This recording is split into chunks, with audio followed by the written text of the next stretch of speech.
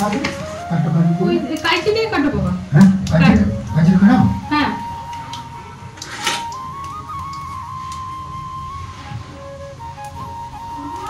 হ্যাঁ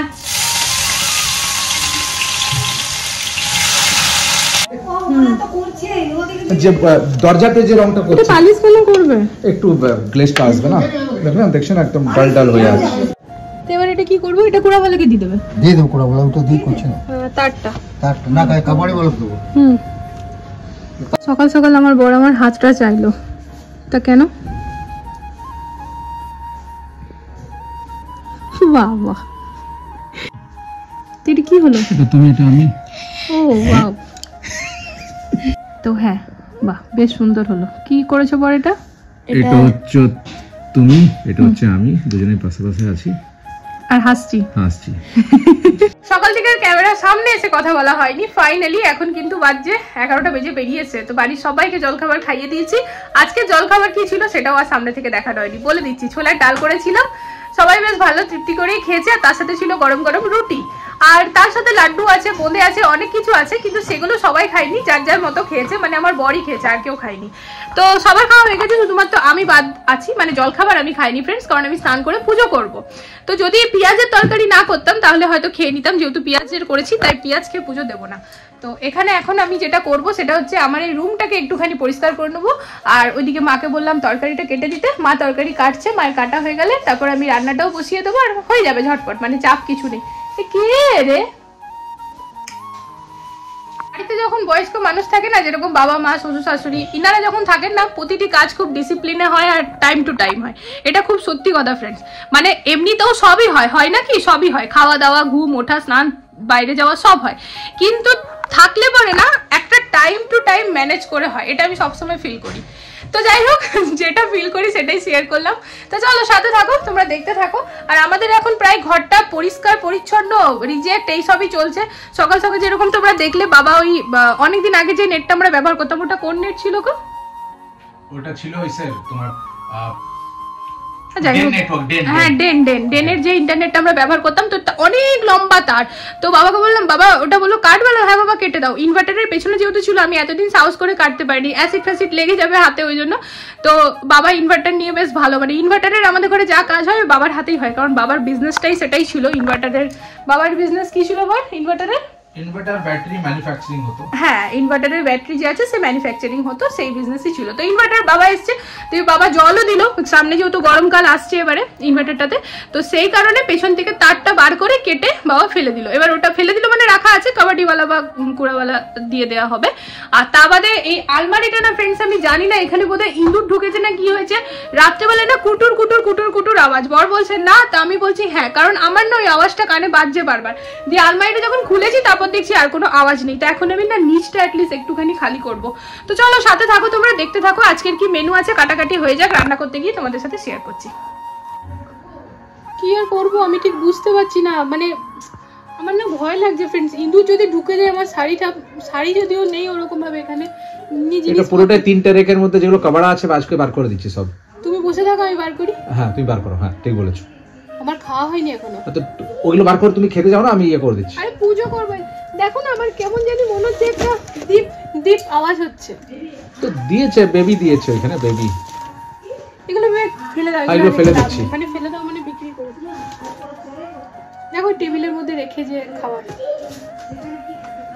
আরে ভিডিওটা পরে বানাবে, এদিকে বউ রিং লাইট লাগিয়ে পুরো কাজ করছে। তোমাকে বললাম একটু ভিডিও বানাতে, তারপর আবার বানাবে। এদিকে আসো, করো না, ভিডিও নষ্ট হবে। তো এই দেখো ফ্রেন্ডস আমার বাবা, জুম করে একটু দেখাও তো।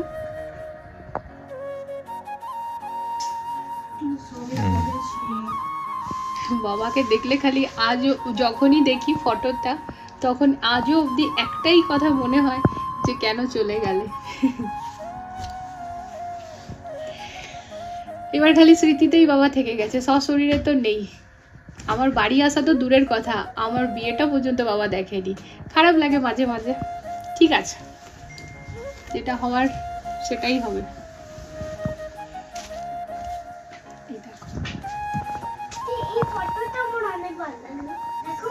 আমার বাবা না খুব হাসতে ভালোবাসতো, মানে হাসমুখ লোক যেটা বলে না, আমার বাবা গোমরা মুখে কখনো থাকতোই না, মানে রাগ গোমরা মুখ এগুলো না, বাবা সবসময় হেসে হেসেই থাকতো আর কি।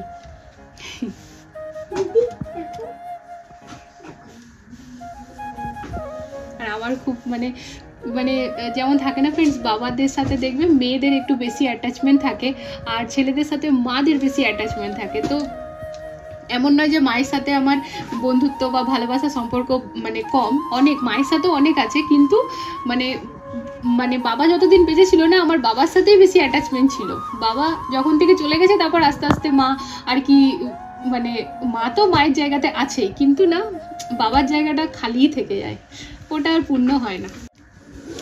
তো যাই হোক, এখন আর ইমোশনাল হয়ে লাভ নেই, ঠিক আছে, বাবা কোথাও তো আছে, দেখছে, কারণ বাবার আশীর্বাদেই তো সবকিছু হচ্ছে আমার জীবনে, বুনুর জীবনে, সবার জীবনটা এত সুন্দর শুধু বাবার আশীর্বাদ, তাই না, ঠাকুরের আশীর্বাদ। ঠিক আছে,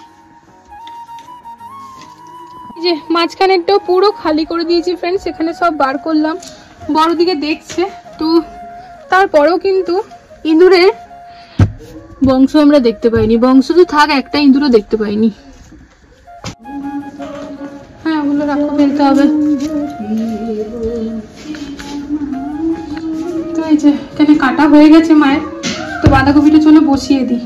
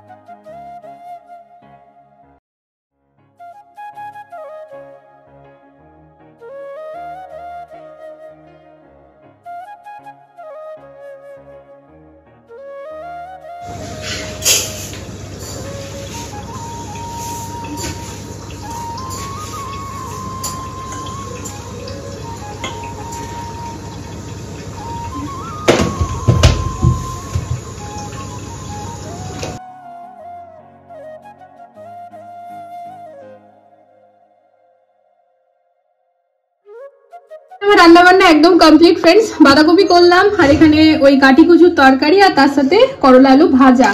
আর দেখো এখানে না আলাদা করে তোলা আছে মায়ের তরকারি, বিকজ ধনেপাতা দিয়েছি তো মা বললো আমারটা তুলে দে, মা ধনেপাতাটা খুব একটা পছন্দ করে না। আর এদিকে ভাতও হয়ে গিয়েছে। এখন এইসব করতে করতে বেজে গেছে দুপুর 1টা। তো এরপর আমি সিধা চলে যাবো রান্নাঘরটা। এই যে গ্যাসটাও ক্লিন করে নিয়েছি, মানে ওভেনটা।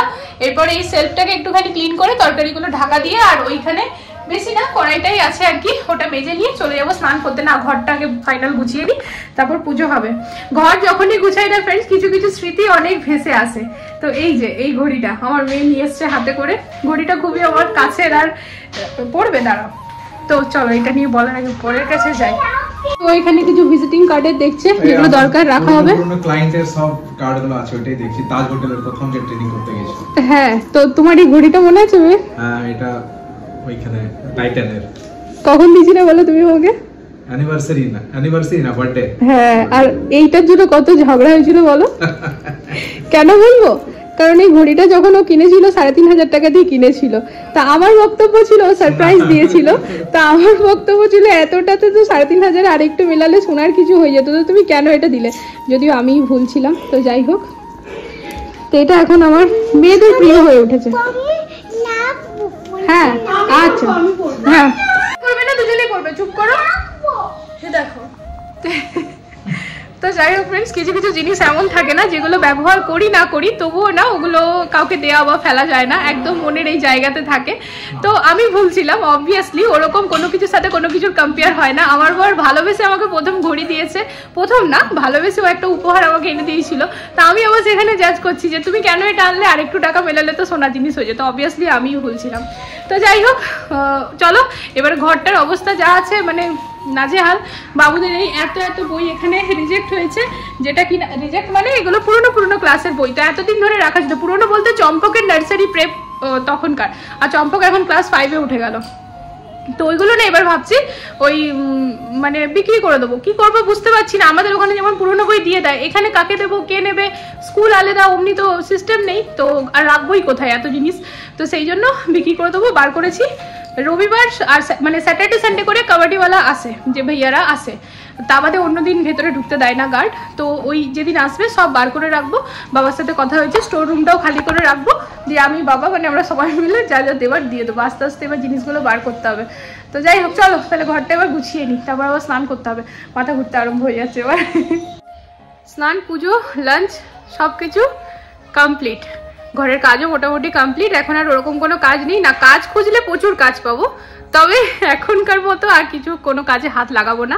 যেগুলো জরুরি কাজ মানে করতেই হবে, ওগুলো সব কমপ্লিট হয়ে গিয়েছে। তো একটুখানি যাবো ফ্রেন্ডস ফ্ল্যাটে, তার কারণ কালকে যে তারগুলো কিনে দিয়ে এলাম, তো আজকে তো পুরো ওই আন্ডারগ্রাউন্ড ওয়্যারের কাজ হচ্ছিল, মানে সকাল থেকেই শুরু হয়ে গিয়েছে। তো কতটা কি হলো না হলো সেটা একবার গিয়ে নিয়ে দেখাটা দরকার, যদিও না গেলেও চলে, কিন্তু না ওরকমটা নয়, পুরোটা ওরকমভাবে ছাড়তে নেই। তো সেই জন্য ডেলি একবার হলো যাওয়াটা খুবই দরকার। তো বরকে বললাম চলো। আর এই যে এইগুলো তোমরা অনেক দিন ধরে হয়তো আমার ব্যাকগ্রাউন্ডে দেখছো, হয়তো কি দেখবে আমি ভিডিও বানাচ্ছি, তো এই একটা হচ্ছে কাঁচার কাপড় রাখা আছে, হয়তো ড্রাই ক্লিনে দেবো বা হয়তো নিজে কেচে আয়রন করতে ভাইয়াকে দেবো। আর এই দুটো শাড়ি না, এটার মধ্যে একটা আমি মানে ওই গৃহপ্রবেশ বলছি, মানে আমাদের ফ্ল্যাটের যে প্রথম পুজো সেই দিন পরেছিলাম এই গ্রিন কালারের শাড়িটা, আর তার সাথে ব্লু। এই দুটো শাড়ি আমি মোটামুটি দুবার একবার করে পরে নিয়েছি, কিন্তু না এটার ফলস পিকও করা নেই। তো এখানে রাখা আছে, যাবো যখন ফলস পিকও করতে দিদিভাইকে দেবো, কিন্তু ওই ভুলেই যাই, আজ যাবো কাল যাবো। তো তারপর আবার যখন ভিডিও করি ক্যামেরাটা এমনি থাকে, তখন আবার মনে পড়ে যে আজকে নিয়ে যাব, এই যে যেমন ভুলে যাই। যাই হোক, ওই জন্য এই দুটো প্লাস্টিকের রাখা আছে। আর এই ট্রলিটা আমার বর বলেছে একবার কাচবে তারপরে ভেতরে রাখা হবে। তো ভেতরে আর কোথায় রাখবো, ভেতরে জিনিসগুলোই এখন বাইরে বার করা হচ্ছে আস্তে আস্তে। তো ঠিক আছে, এখন ঘরটা একটুখানি অগোছালো লাগতেও পারে, কিন্তু কিছু করার নেই, এরকম মানে যেটা হচ্ছে জীবনে সেটাই শেয়ার করছি। তো ঠিক আছে চলো তাহলে একটু ফ্ল্যাটে যাই, তারপর কতদূর কি কাজ এগেলো না এগেলো ওখানে গিয়ে শেয়ার করছি।